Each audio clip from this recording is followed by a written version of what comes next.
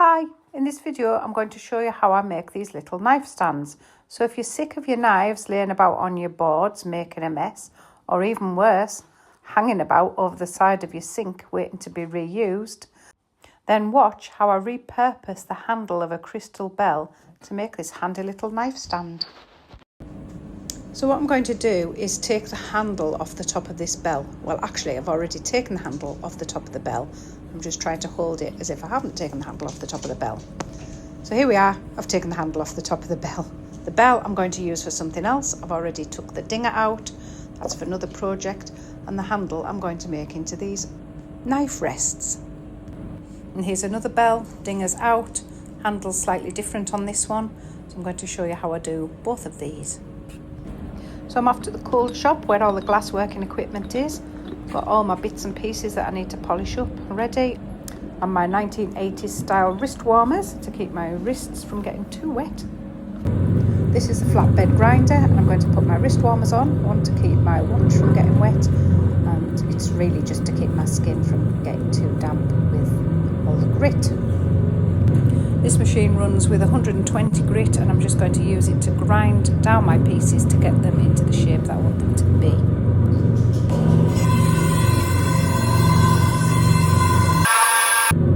That's it, all ground down, nice and flat. That's the shape I want it to be. Now for some polishing. Before we go anywhere near the next polishing station, I've got to make sure that every single bit of grit is off these pieces, otherwise it will transfer to the next station and cause scratches. The next stage is to polish it up with a 320 grit. Pop a little bit of powder onto a sheet of glass, a blob of washing up liquid, just a little bit, and then some water, which gets mixed to a little paste, and we start to polish. Working in a figure of 8 formation, I polish for about 50 rotations and then I forget how many I've counted to and polish a few more too. Not looking a huge amount different at the moment, just a little bit. So on to the next stage. Another good wash to get all that grit off. We don't want any of the 320 going on to the next station. And I've got two different kinds of ends here. One's a really nice polished end that doesn't need much work to it, but the other one's a bit flat. And if I polish that hard, these edges are going to chip. So I need to work on that with a little bit of sandpaper, which is a 400 grit sandpaper. Make sure it's nice and wet. And we're just going to sandpaper just on an angle round the edge of that piece. And that stops any chips when I'm polishing it. Next, I'm going to polish at 600 grit. So again, a little bit of grit on a glass sheet, a blob of washing up liquid, and some water to mix into a paste. And again, we're going to polish. It's looking a little shinier now, a little bit dull. So, on to the next part. Another wash to get rid of all that 600 grit. This is a really, really important step, one of the most important, because we don't want to transfer any grit to other stations.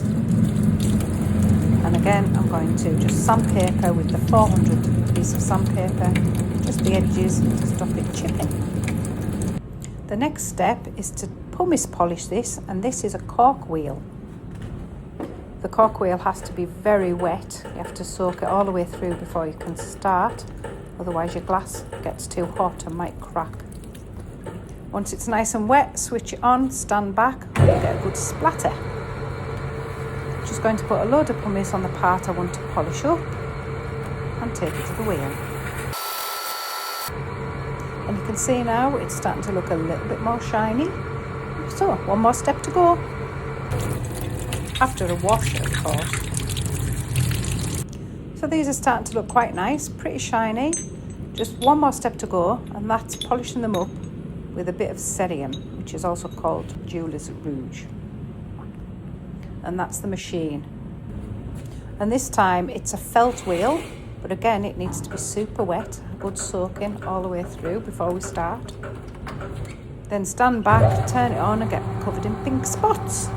Right, I'm going to coat the part I want polished with some cerium water and just give it a little buff.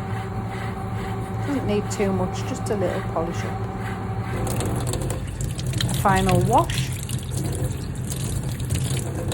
And it's looking all lovely and shiny. Look at that. Isn't that pretty? And here's the one with the cut edge, also looking shiny and pretty too. And here are the finished pieces doing their job, keeping the knives nice and clean and off the worktop. Thanks for watching.